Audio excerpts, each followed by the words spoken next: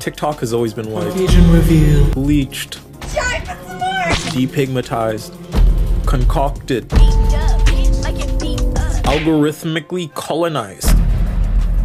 We've been watching these snow succubi slop the ever-living aura out of short-form algorithms since its curation. Guys, it's time to stop the conversation. TikTok was getting the best. And obviously as the cheap captain of black affairs first command, nonchalant dreadhead, cornbread pink hair person, South Sudan Waye Manwin, the biggest hoe of Canadian politics, you know that every once in a while, I have to act as the noticer. Let me first get across though that TikTok is not as nebulous as it sounds. No matter what the unks still using Facebook say, let them live in bliss. Facebook is such a wholesome community for 70-year-olds with dental benefits. Grouping TikTok as a whole would be to categorize billions of views a month under a racial reference which spans across multiple genres. I mean, in August 2024, TikTok hit 1 billion viewers. So to define a whole diaspora, including creators from South Africa, Kenya, Korea, Japan, Brazil, India, by commodifying a diverse array of genres, black creators / viewers populate what they're watching and how they consume it, just wouldn't make sense. It wouldn't make sense at all. I mean, there's geek, nerd, anime, cosplay,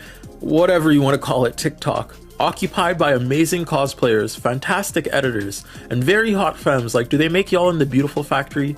The 10 out of 10 Heavenly Woman Creator Simulator device. That's where y'all are made. There's socio / poly TikTok. Where do you find reliable progressive news? Encompassing intuitive and intelligent arrays of voices who I actually started with before I got banned 90 times. We'll get to that later though. Dancing TikTok, underground TikTok, edit talk, book talk. You could really go niche and say hopecore TikTok, spiritual TikTok, shift talk, and Roblox talk, dress to impress pose 4, dress to impress pose 5, dress to impress pose 6. I mean, there's even a convoluted side of TikTok dedicated to a particular video game in which viral videos on TikTok crossover and empower roleplay by using black instances of trauma seen in drill rap to parody gang shootings because some guy named Trayvon was shot up at a digital house party. It gets weird in the hood niche. Black content, especially on TikTok, comes in all shapes, forms, and sizes. It doesn't fit into one binary. The only thing that really interlinks us most is the most beautiful thing in the world. Racism. Yay! Woo! Man, I've been waiting all day for this. Racism, the future of the world. Woo! Yay! Oh, you don't think it's beautiful? The story of the black TikTok artist will go on to cement the legacies of a number of notable Gen Z influencers. Wisdom, with as much high fashion collabs, million view videos, and certainly millions of more subscribers that talented man will garnish, would never have had the platform he did if TikTok didn't exist. Bright political minds springing into the forefront of discourse, like JJ, Consciously, Think Peace Tribe, and Samoya, wouldn't be around without TikTok. Quirky, weird, funny, entertaining black people. I mean, TikTok has literally done the work of Hollywood in terms of introducing a diverse collective of black artists. I mean, when I say ITGIRL or pose like this, and it's been about a month and a half since I've given anything a 10 out of 10. Or threaten to drop new music by running at the camera and yelling, "Hello, Christ!" Or even say the name lip gloss. Come here. People who have been tapped into the community on that app for its last 5-year runtime know exactly what I'm talking about. This app has so much lore, so much black joy, so much next generational talent. But is our creativity a tool for entertainment? Is the black creator really seen in the 8-second algorithm? And if not, how does TikTok prioritize the creator? Stay with me now. I'm sure we've all heard the story of Charli D'Amelio stealing a dance from a young black woman, cementing her platform as TikTok's most followed artist for a couple years. The paradox of black and white content creation show us a clear parallel on prejudice we have yet to fully unpack. At the end of the day, is our culture on TikTok.com expendable? I mean, obviously not. Black people run the music trends dating all the way back from Baby Santana to Coi Leray to modern day Tissa Korean. Black people run the online trends. From the comment section's backwards culture of utilizing AAVE, y'all co-opted black vernacular, goofy, and marginalized artists across all applicable slur lines have surely had to thank TikTok for a number of their come-up stories. Aaliyah interludes eccentric fits started off with her just being real on TikTok. Kabi went from a factory worker to the most watched short-form content creator ever Saucy Santana, Material Grow. You can get niche and say Ro Ramden, Turb, a number of other video essayists, Mustangs of a Crouton, underground rap, including Chris, Iaz, Pink Pantherist, Worst Life, dancers like Auntie Nasha, funny people like Karma Pilled, musicians like Devilish Bree, Gaptooth, Mazel Fire. And this is only like a third of a list of people I know. You could go on and on and on and on. At least in my pink, don't go chasing waterfalls. Now imagine me as the Sphinx at the gates of rhetorical nirvana. I'm here to ask you some questions. You may not be satisfied with an answer. You may not even get an answer. But the utility of TikTok needs to be discussed, since TikTok is still an app developing and growing even beyond what I or anyone expected back in 2020. Please don't take me as a definite. While I'm talking, try to have a conversation with me. Please, I don't bite. Have this internal dialogue. We could have a conversation. Again! It's been 2 whole years since I've been a consistent TikTok content creator. The algorithm has evolved without me. In fact, I'm bigger on YouTube now than I ever was on TikTok at about 9K subscribers. Help us. Help us. I've even been a YouTuber for the same amount of time I've been a TikToker. Black art on TikTok is carried by thousands of individual creative minds. To slap a label on all black art ever created and summarize it in vanity is not the purpose of this video. I'm simply a creator that wants to center experiences, people, and vibes I find amusing, entertaining, or educational. And to talk about it on camera while looking like a slut is fun. Did you forget how to have fun, my child? It's 6 p.m. The sun is setting, and you haven't even had your 7 hugs needed, my dear. Galas, come here. Sponsored by Warren. I also believe, however, that my grievances are indicative of real problems that real barriers of internet moderation and centralization bring to the Black creator diaspora. So be demure, grab your Corvette, riz your Therian wife, nonchalant dreadhead. It's time to mog this app. Now there's a specific intersection with the internet, black art, and algorithmization that we have to delve into. Today, the glaring gaps between egalitarian principles and inequitable practices is filled with subtler forms of discrimination that give the illusion of progress and neutrality, even as coded inequity makes it easier and faster to produce racist outcomes. This quote by Ruha Benjamin comes from Race and Technology. She alludes to the manufactured forms of racism and algorithmic bias structurally manifested from societal normativity in order to highlight how codes can be racist in themselves. Remember that humans make codes, human drive algorithms. And as indifferent as we think technology is on a philosophical level, actually we don't really think it's that indifferent. There's a lot of studies pertaining into how robots could have like some type of... Race After Technology looks at the social dimensions of the data sciences, algorithmic discrimination, machine bias. And I got interested in it because a few years ago I was noticing these headlines around so-called racist robots. There seemed to be surprise around this idea that technology is not neutral. And so what the book tries to do is not only look at emerging technologies, but the longer history of science and technology as embedded in a social context. A few years ago, there was a viral video of 2 friends using an automated soap dispenser, and the soap wouldn't come out with the individual with darker skin because darker skin absorbs light. So if it's infrared technology, it's not going to work as effectively.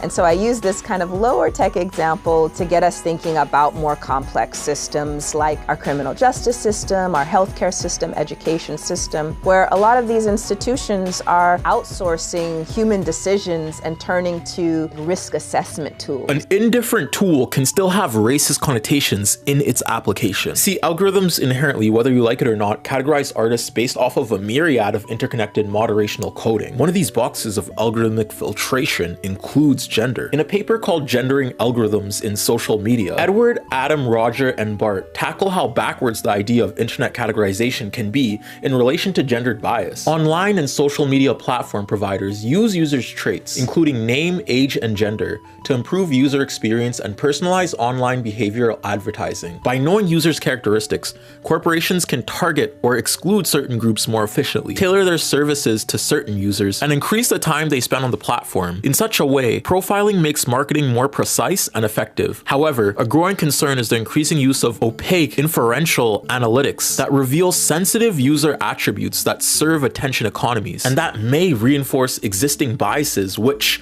although not explicit, can be very influential. A recurrent bias is gendered stereotyping. Gendered stereotyping refers to the practice of ascribing to an individual specific attributes, characteristics, or roles by reason, woman or man, only of their membership in the social group of women or men. However, gendered stereotyping is a complex process that, although grounded in strong beliefs of what a gender is and should be, is both used and understood in a too simplistic manner. I mean, gendered bias is the reason why a lot of toxic men's internet spaces continue to grow. Algorithms inherently feed into what you watch from beginning to end by creating a space for misogynistic thought men like Andrew Tate, who can ride the algorithm's good graces in terms of retention and develop a following through the same toxic ideations of other men surrounding him online. I mean, through this past year, even though he's been banned off of a myriad of apps, he's still somehow taken over TikTok and Instagram short form spaces. I mean, if you were a boy, enjoyer of gym, philosophical,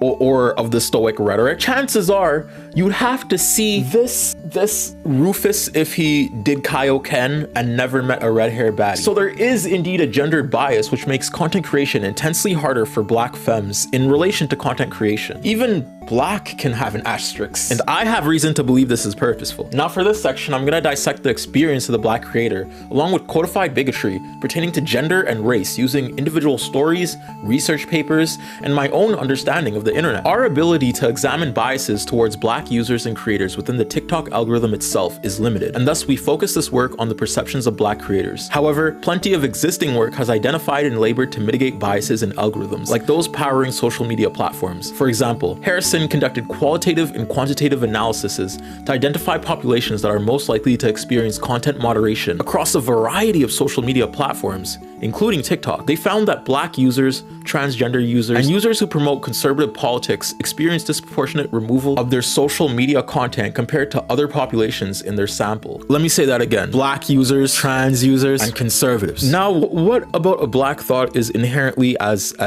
upsetting as a conservative thought, as a guy just going like, oh, I'm a Nazi? The balance of existence on the app of TikTok is kept in check by white content creators who have been centered since the beginning. The reason why the initial story of TikTok is so white is because the black creators on there were prohibited by other apps. In the new age of TikTok, though, anyone can go viral. And not to say this couldn't always happen, but that phrase, anyone can go viral, takes away from the very real grievances of platform racism faced on the app. Outside of studying marginalized groups, multiple works have studied the experience of TikTok users more generally. For instance, Lee studied user perceptions of the TikTok algorithm. They find that many users perceive the algorithm to accurately reflect their multifaceted interests with little effort, while some users needed to make additional efforts to shape their For You page outside of typical engagements with content. Multiple participants found that their feed lacked diversity. Interestingly, one white user in the study noted that they made a deliberate effort to search and like content from black creators and other creators of color, which helped to diversify their feed. Explore algorithm folk theories, identifying a commonly held theory which they call identity strainer theory, in which users believe content is actively suppressed based on marginalized identities such as race and ethnicity, body size and physical appearance, ability, status, or LGBTQ identity. They further propose the concept of algorithmic representational harm to describe the harm that occurs when users embody these identities. I really need y'all to understand how fucked up it feels to be a black creator, giving your all to your content, knowing that the algorithms are literally working against you. Seen multiple black creators recently who have theorized, tested, and proved that not only does the algorithm read the color of your skin, but it will also give palm-colored creators more views per likes than if you are brown-skinted. I already know there's gonna be multiple people in the comments that are like, deny, deny, deny, but like I said, it's been tested and proven by multiple creators. And then this whole shit with the Black Panther red carpet happened, and if you're not sure what I'm talking about, they had like no black female creators invited to that carpet. Not even the ones that are like way up there who have done several other press events, and the ones who did get invited were invited the day of. It's just so discouraging that you can fight tooth and fucking nail to earn your spot. You could work twice as hard and be 3 times as talented and still not get half the recognition of your white counterparts just because you're black. I've already talked about this before, but black creators statistically get paid 30% less than their white counterparts of like the same size. And it's like we talk and talk and talk about this shit and nothing changes. Like, what is it gonna fucking take when you know the algorithms are already working against you, you're gonna get paid less, and you won't be invited to the same events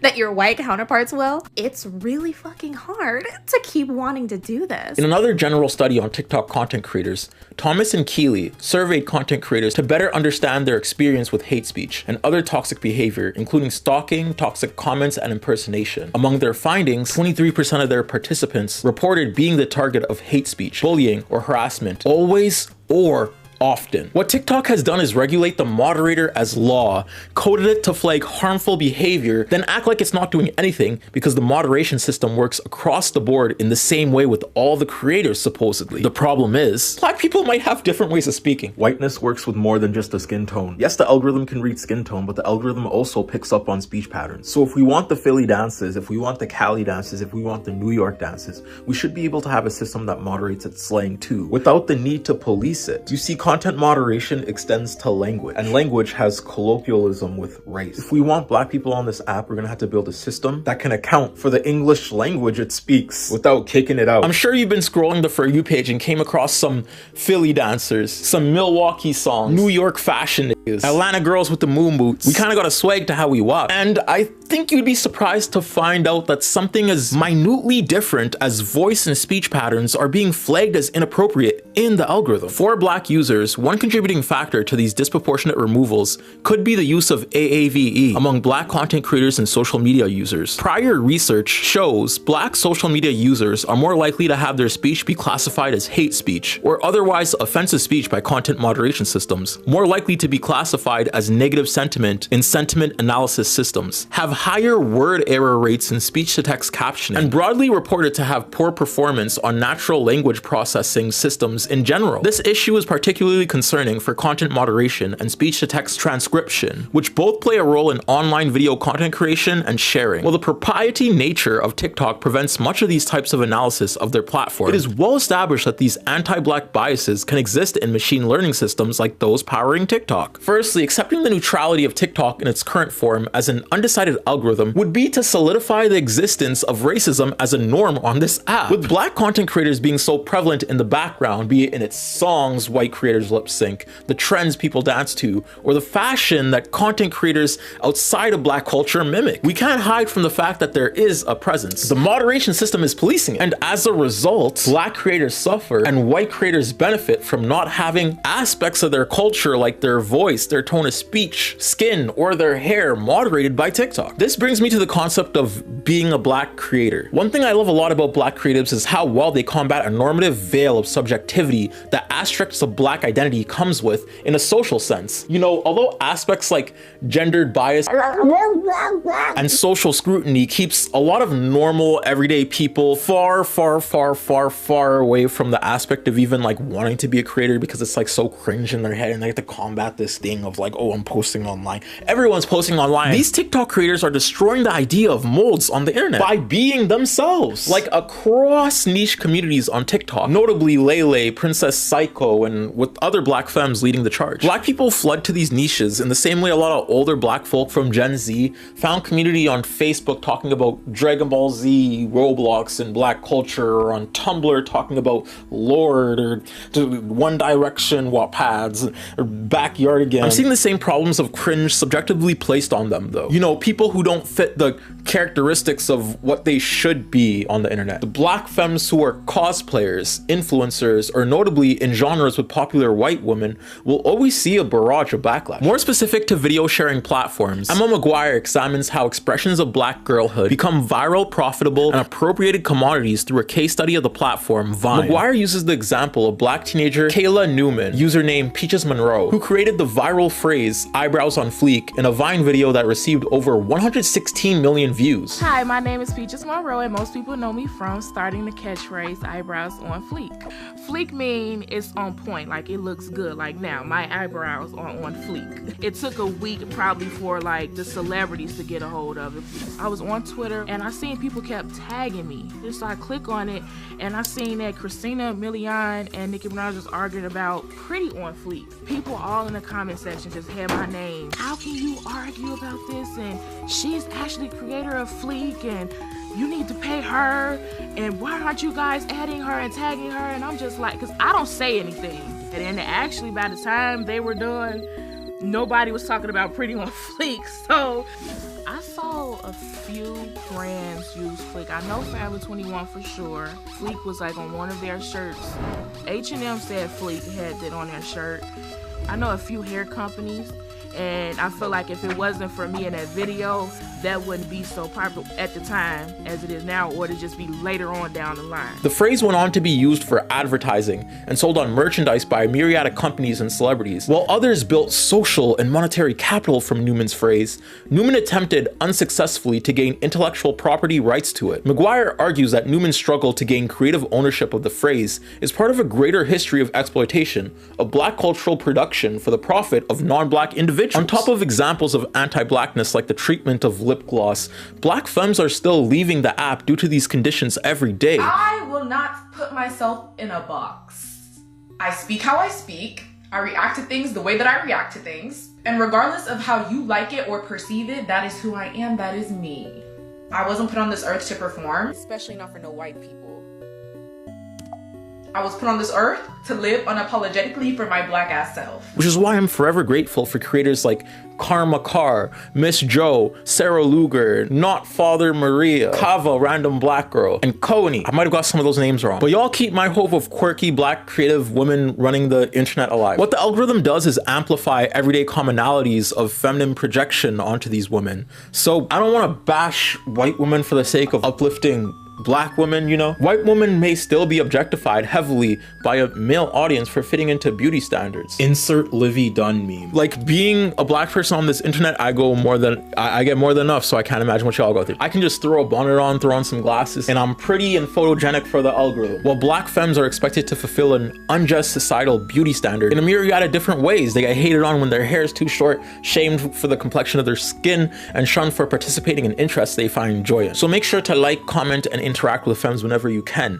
They really get it the worst. Thirdly, I got tired of standing. The I'm not touching you racism problem, which is widely spread throughout music talk. My first example that comes to mind is Diddy and Paige Zilba on TikTok. And of course, this problem can be thrown onto creators who have profited in the participation of black culture, because to center yourself in a black genre can have certain effects that we need to talk about. Let's talk about a chat. Ever since the inception of TikTok, black musical artists have been present in the form of TikTok sounds, and organically, a lot of artists have sprung up from the marketing of their own music and their own videos. Pink Pantheress with her obscure appeal, Coyle Ray with her twerking videos, Aaliyah's interlude with her viral hit It Girl, along with black men like Chris, Iaz, Jace, Olive Opium, Lucky, Fiend. That's a joke. That's a joke. I know Travis Scott was already famous. Okay, that's a joke. But this aspect of self-marketing from like a very down-to-earth personal TikTok creator kind of shtick has been commodified. These same influencers making their own songs and making their own videos scarcely go viral as much. And industry giants rely on everyday TikTokers in order to market their music. So influencers like Diddy Bop make a lot of money based on promoting and doing ad runs for media companies who want to hire and push these artists. And it's not like Diddy Bop is just like a young broke kid. He really makes money off this method. Well, we say we control the culture of TikTok. White faces take up the marketing roles of TikTok's branding. More and more content creators like Diddy Bop are springing up, even in the musical category. Ian being one of the newest white avatars of black culture. At this point, working with Lyrical Lemonade and Lil Yachty, got his start off of marketing on TikTok with a lot of comments shocked to find out that the man who made sounds like he's from Atlanta is a little white boy in some glasses. And it troubles me to know there's so much starving artists on the TikTok app, specifically because of how easily accessible it is as an app of black creativity. And since there's not much avenues to market yourself in the real world, they're forced to be undermined by white people who are worse than what they do, but born with the ability to be praised for being white. You see, the I'm not touching you racism problem solidifies a barrier of neglect of white faces and black spaces. If Diddy Bop is dancing to black music, wearing black clothes in a very nerdy white way, he becomes the awkward white kid, and just like that, he can shield the culture vulture allegations by playing Small Little Bean. I mean, FaZe, the newest streaming group taking the world by storm, has even been spotted in sessions with him, which is wild when you consider the hundreds of other TikToks not deemed industry friendly because they're black people making black music, which ends up with them getting less opportunities than Ian opinion does. TikTok also has a weird way of censoring pro-black tags or discourse. Like, all of this just reminds me of like the long and complicated history of race on this fucking app. So in 2020, there was a massive problem with white creators stealing from black content creators. And also back in 2020, TikTok would take your video down with the quickness. Like, every time I opened this app, I had a violation. And when I say take your video down, I mean, you know, they would take black people's videos down primarily. And like, rage baiting was huge in 2020 and 2021. 2021, I feel like that was the year of rage baiting on this app, especially when it came to race. Because a lot of the times, at least back then, the only way that you could get views if you were a black content creator was to stitch a white content creator who were running around recklessly, and the app did not check them because TikTok don't be checking them. And then 2022, you had a lot of content creators who were trying to really educate about race. Me being one of them, you know what I'm saying? And that was a dumpster fire. So many black content creators were getting banned. It felt like every other video of mine was me trying to get somebody's account back. And so literally, like, we had to code switch constant. But yeah, when you see black people especially code switching and using words that you've never even heard of, it's because y'all be banning us because you don't want to take accountability for your privileged existence. And I said what I fucking said. Using Andre Brock's method of critical technoculture analysis, first developed to study black Twitter, Peterson examines 2 challenges on TikTok that directly engage race through visual and critical technoculture discourse analysis. To put these trends in context, Peterson documents surveillance challenges faced by black and other marginalized creators on TikTok. One example is a TikTok video from black creator Ziggy Taylor documenting that TikTok's content moderation system labeled phrases black support and Black Lives Matter in his bio as inappropriate, but not the term white supremacy. Yeah, I'm fed up. I'm tired. I am a neo. You can see it. Boom. Accepted. Fine. No issue. Let me delete it. I can say I'm not even going to say the word out loud because it irks me. Anti, boom, right here. You see it, accept it. God forbid I type this in. Let me get rid of that. Let me say, word of the day, I'm a black man. What you think it's going to say? Threat. I'm done. With greater context of racialized surveillance on TikTok, Peterson analyzes 2 TikTok challenges. The JoJo Pose challenge, in which black creators recreate photos posing like individuals in their towns or schools who had openly promoted racist rhetoric to the song Pose by Apollo Fresh. And the Vogue challenge, in which black and brown TikTok creators edited themselves onto the cover of Vogue magazine to highlight the historical lack of diversity in its publication. She proposes that these challenges counter hegemonic narratives of black identity and are a form of digital dark surveillance, or digital strategies to inverse power structures under a system of racialized surveillance. Some of the key findings of these works mirror findings of prior works on black experiences online, including concerns of appropriation and outsider mockery of black individuals, and stricter content moderation of black people. However, some of the findings are also unique to video sharing, or specifically TikTok. The scale of capital built from non-black individuals, appropriation, and copying of black individuals on the platform, and the inversion of anti-black power structures by black creators both are more unique to TikTok. These unique elements suggest a greater analysis of black individuals' experience on TikTok is needed. Furthermore, these works complete their analysis by viewing TikTok content rather than engaging these creators.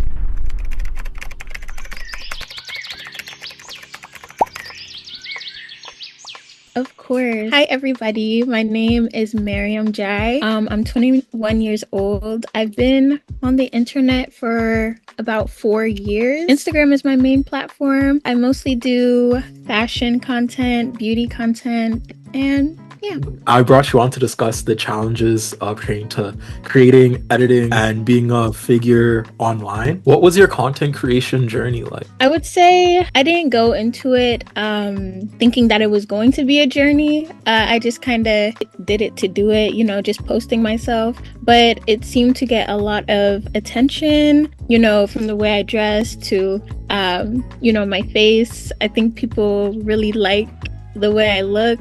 I get a lot of interaction from teenage girls mostly, so they kind of look up to me a bit when it comes to fashion, when it comes to beauty, like makeup, hair. I just kept going on with that, still posting things that I want to post, showing everybody, you know, how I curate my outfits, how I style my hair, you know, just simple stuff like that. And then slowly it just started getting, you know, traction. I would have some posts on Instagram, you know, blow up a little bit, some posts on TikTok blow up a little bit, and then I was like all over Pinterest, which most people, you know, recognize me from. So yeah, my content creation journey was kind of the same, but to do it like so young, I have to like give you like an applaud. My content creation started like 3 years ago at this point, like on TikTok, and then I started doing YouTube videos 2 years ago.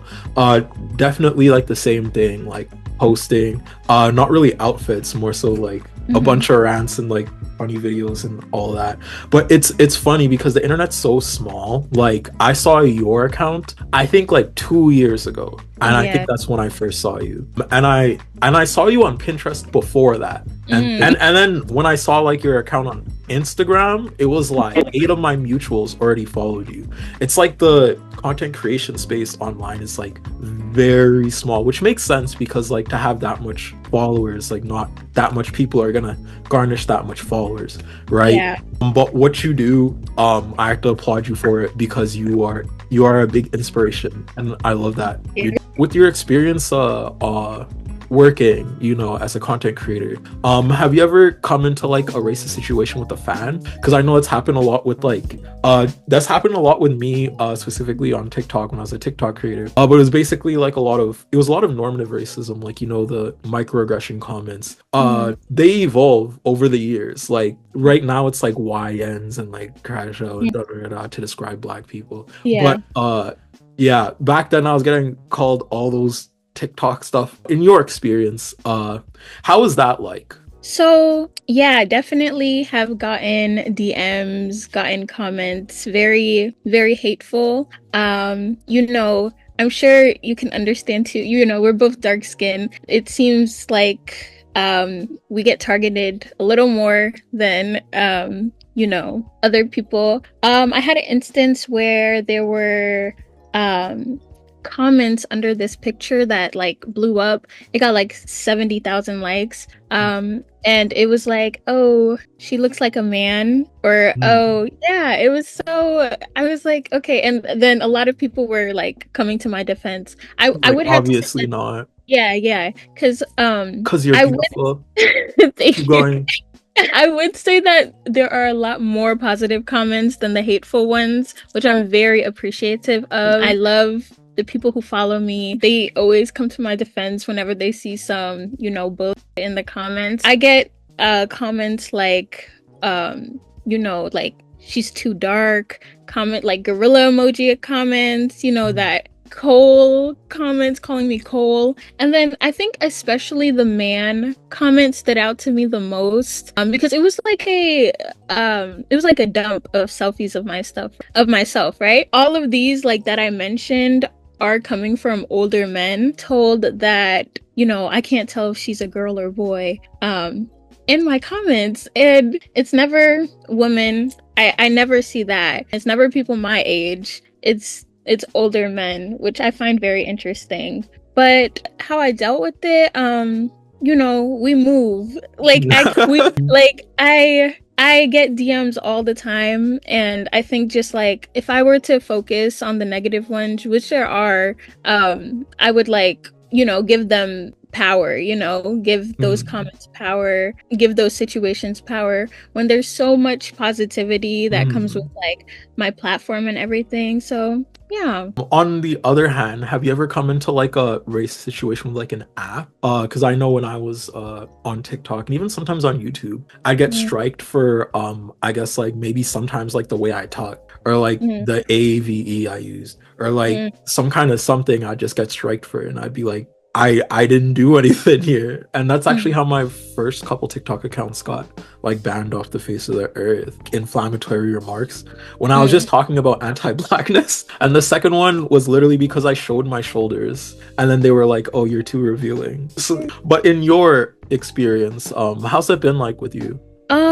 You know, I don't really talk in my content because I am shy. Like with talking, that is a little scary for me. So I've never personally gone through, you know, a racist situation with an app, but I do see like what you said a lot, especially when the topics are, you know, about Palestine. I'm in college, you know, I'm 21.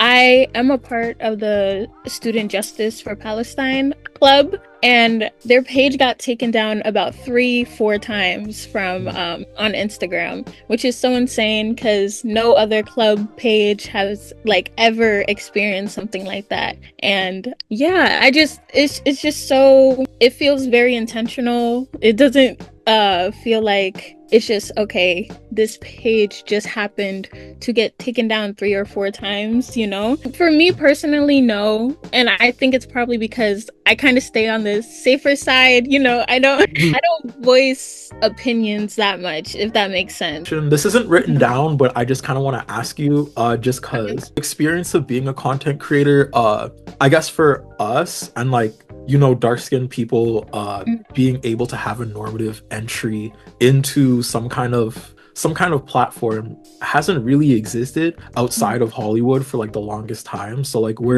this is a very new thing, like the concept of niche micro internet influencers, like what they do online, their purpose and all that. And I will say that's very exciting, right? And I'm very happy that someone like you is given like a platform and able to, I guess, do whatever, push your art in the world in whatever forms you want. But in the experience of being a Black content creator, what's the joy of it? Honestly, like I said before, it's my younger audience, you know, the DMs that I get.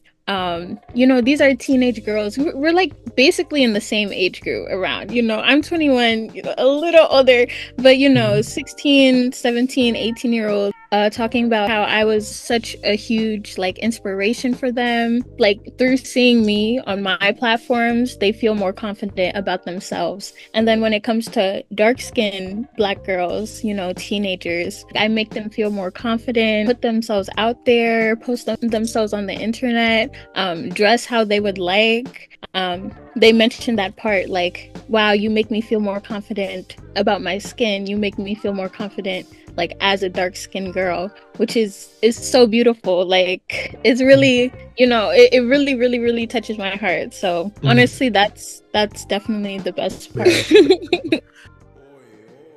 Baby Ariel, Lisa and Ellen, Lauren Gray, Jacob Sartorius, Cameron Dallas, Christian Hatchner, Sab Sodas, Airy, Mackenzie. To be honest, I don't know a lot of these people, but they've made a lot of money, and that money has some ramifications that we're going to get into and all that stuff. A lot of these names will go on to cement lasting careers with millions of dollars and you know. However, how they got to that fame is something that needs to be studied. I know it's hard to believe, but the concept of voicing over music on camera was actually coined on Musical.ly and Dub Smash. One of them being of significance in a different way in accordance to its usage of the app, but essentially the same thing. You load it up, you pick the song, you do the dance. Easy enough. Usually these videos would include some impressive camera work movement over a number of transitions. However, for the sake of simplicity, we're going to start with Musical.ly and then talk about the utility of an app like Dub Smash to marginalized artists a little bit later. Musical.ly rose to prominence sometime in 2015, where the most popular short form app by far was Vine, and way behind it, Dub Smash. You forget that at this time, this app was competing with Instagram, YouTube, Twitter, and LeBron Prime Facebook.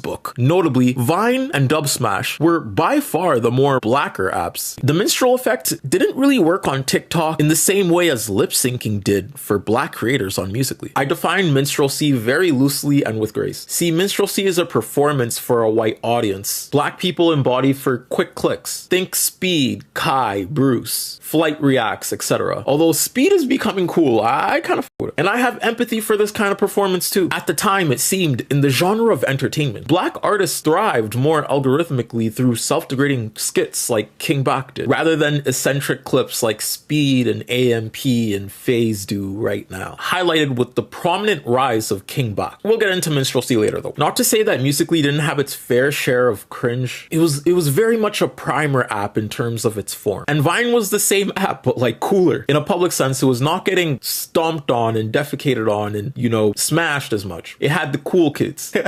The cooler content creators were shifting digital content creation in very new and creative ways on Vine. Musical.ly, in comparison, was always seen as an app for younger children. And even though the ripple effects of these white content creators remain profoundly under-researched, it's evident that YouTube's digital monolith of content revolved around the idea of Musical.ly being cringe. We could see this with the millions of views people like Rice Gum and Pyro Cynical garnished over their career. I mean, they got houses and cars and Lamborghinis and expensive clothes off of this. Rice Gum was flexing that for us for a minute. A number of content creators doing commentary podcasts like Pyro Cynical, I'm Alex, Rice Gum, and KSI may even owe their fame to the adjusting era of Musical.ly. Most of these YouTubers literally went from roasting kids to selling them a legalized overdose for $4.99. Shop with Prime. This affected Musical.ly numbers too, Harvard case cites. Musical.ly primarily targets at 13 to 18-year-old teens. Now, I don't really listen to Nepo babies, but I'm gonna trust Harvard's resource just this one time. I kind of saw it for myself, so you got this one, white kids. Get her done, white kids. And its marketing very much walked the walk. Most of the boosted creators were kids under the age of 16, musicians, and girls that fawned over them. And what happened afterwards was a crowd of very young fans came in that were basically fawning over these creators. Now, Musical.ly was launched initially in 2014, and thankfully we have an interview with Alex Zhu, co-founder of Musical.ly, in order to espouse for the truths. According to him, if you can bring people together, me before the Hello Kitty BDSM party, what Alex couldn't foresee was the community that this would have sprung forth. See, initially our computer savvy guy just wanted to build an algorithm which educated the masses. At that time, I got an idea. It was a $1 billion idea, I thought, right? Which is to transform education and combine the idea of Coursera and the idea of Twitter into one product, making educational contents first on mobile and bit-size short form. So we reduce the barrier to content creation as well as content consumption for education, right? So in the end of the day, we hope everyone can post educational contents, share the knowledge, and everyone can learn on this platform. It became a multiple billion-dollar business. But it turned to be a completely failure. Yeah. And then, you know, we analyzed what are the lessons learned from this failure. We must, you know, learn from the failure and try to find a new direction. But what would really cement its popularity was Gen Z. See, there was a number of apps that were popular with Gen Z. Snapchat, Vine, Instagram, Flappy Bird, House Party. And no, I'm not laughing about the Flappy Bird part. You wouldn't believe me, but these phones with the original downloads were going for like 6,000 Canadian dollars. These apps laid down very important frameworks. Instagram taught us hot people can lead to a lot of clicks and likes and interaction and engagement. Snapchat taught us personal connection to people's lives can be monetized on a day-to-day short form basis. Vine taught us maybe we can combine all three of these things in a short form content creation style, which would turn into creating niche micro internet influencers. The everyone's in on it internet moments can thus be talked about on the town square in these people's comments. We can collectively meme funny sounds, the Vine booms, maybe come up with our own, laugh with every scroll, watch regular people become stars. It was the wild west of short form content creation. But Musical.ly's rise didn't come until they, in the same way as Vine, appealed to Gen Z. Musical.ly understood engaging with younger generations is a way to cement your legacy as a product. Creators like Baby Ariel, Jacob Sartorius, and Cameron Dallas organically became the algorithm's Justin Bieber. By the way, all these creators were under 16. Jacob Sartorius being 13 at the time of his blow up. There's a lot to say about what interaction and fame and all that dopamine dopamine can do to a young mind. But Jacob Sartorius took and ran with kind of the same marketing model that Justin Bieber did. Being a young white musician was a different experience in the social zeitgeist to Justin Bieber, though, according to his time. I've been around for both of their blow-ups, and TikTok unlocked a whole different type of paparazzi. See, when you're posting on a day-to-day basis, rather than dropping videos or little music videos or doing appearances here and there and relying on the paparazzi and press to be your marketing, you essentially can be contacted with at any time in a parasocial matter in the algorithm, which makes backlash so much more harsh, hate campaigns so much more personally reifying, and all that. Justin Bieber's publicity was seen in YouTube videos, Ellen interviews, paparazzi photos and footages, while Jacob Sartorius's happened in a digital vacuum. Instead of mainstream industry coverage, Jacob Sartorius relied on Musical.ly's young base of content creators and publicity, be it in the form of hating content creators or comment engagement. Constantly popping up in an algorithmic feed gave a different level of parasociality with the audience. This was the first niche micro internet influencer to break into the mainstream. Well, not really. I'd kind of say that was like Soulja Boy, but like Jacob Sartorius would become a visual blueprint for a number of other content creators who looked like him in a variety of different ways. And I tend to go lighter on him because he was like 12. But remember that Black and POC content still thrived on Musical.ly. It was just mostly essentialized. What do you mean by that term? What do you mean by essentialized? I mean like watered down. Like McDonald's at a downtown South Dakota watered down dry type beat. Popular rappers at the time like Future would see his hit.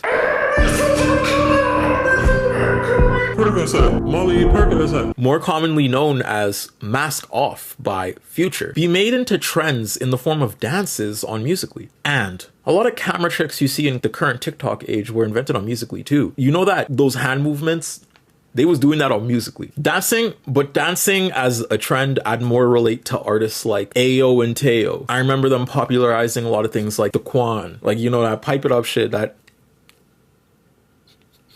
yeah, dating all the way back to 2000 Soulja Boy. The way I look at it, building a community is very similar to running an economy. So there are a lot of economic policies you can learn in order to run the community. Building a community from scratch is like you just discovered a new land and you want to build economy, you want to build population, and you want people from Europe to migrate to your country. And Instagram is Europe, Facebook is Europe. How can you do it? Alex got his initial wish though, and the European content creators did come flooding in. Creators like Jacob Sartorius were not really that big until they moved over to TikTok and created that following. What Alex Zhu and the founders of Musical.ly did was essentially create a new type of content creator economy. See, the emergence of content creator economies inadvertently create new ways for niche micro influencers to tackle the medium on a certain app. TikTok's not the first industrial giant to create one of these online retention extraction modules. We saw how on Vine, the creator economy led to popular white stars to emerge to prominence across apps like YouTube, Instagram, and Twitter. This method was so successful, it helped to gentrify LA. And although these initial content creator economies didn't pay well initially, what they're useful for is clout or views. See, the aspirations of most content creators spans further than just recognition on the app that they're on. We forget, for most big name celebrities, TikTok is only just becoming a viable way of marketing. Initially, you need big names to break the mold, like Selena Gomez's run on Musical.ly, inspiring big Viners to migrate to flock to the app. But your tester creators need to have faith that their foothold will be solid on your platform. So creating a model based off of potential and giving initial stars loads of clout makes people that look the same as them, that are creatives, and see this as a platformic way to garnish more attention for their art, to segue into this app. And that's marketing, babes.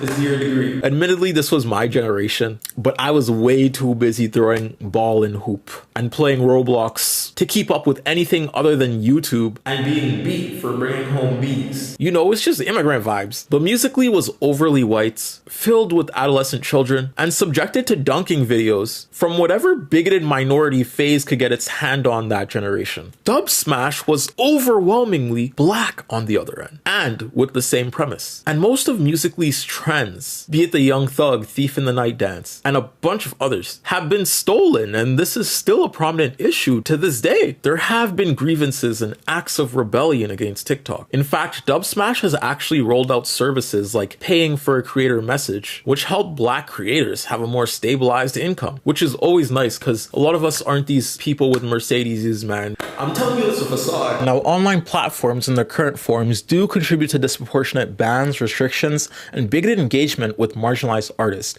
But how much of this is the app and how much of this is the people? After all, it's the person that has to hop on their phone and type out that comment, stitch a Black video without any reference to the dance, use slang they have no business using. I'm saying we have to try to consume with some sort of consciousness. TikTok is becoming a mecca of Black culture, and although you can have opinions on your creators, we watch people like Aaliyah's interlude go from our For You page to our TV. We watch Wisdom go from our For You page to runways. We watch Kabi go from our For You page to the most followed, at least for a while. And we continue to watch as the new generation invents trends, dances, sound bites, and memes in this little pocket dimension. This is exciting. Having avenues for a globalized exchange of art is exciting. I've literally seen some of the funniest, coolest, most engaging moments across the diaspora. Whether it was C China, a British 19-year-old, 1v9 billioning all of the red-pilling men trying to slut shame her and coming out on top. All we do is shit in your person, we rap about ups that you don't even have. These don't be too sneaky, rap about ups that you don't even have. Whether it was 10K cash, literally making us all like, for the whole pandemic.